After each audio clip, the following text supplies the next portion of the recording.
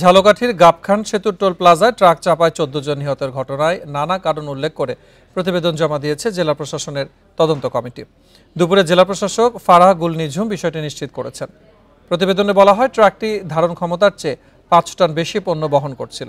বিকাশে কম খরচে ক্যাশ আউটের লিমিট বেড়ে ৫০,০০০। প্রিয় এজেন্টও ২টা।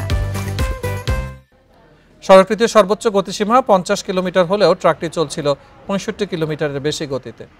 গতি কমানোর নির্দেশনাও ছিল না নির্দিষ্ট স্থানে। তদন্ত কমিটির সদস্য, বুয়েটের অ্যাক্সিডেন্ট রিসার্চ ইনস্টিটিউটের সহকারী অধ্যাপক ডক্টর আরমানা সাবিহা হক জানান, সড়কের সরু অংশে টোল প্লাজা বসানো সহ সেতু ও সড়কের অবকাঠামোগত বেশ কিছু ত্রুটি রয়েছে।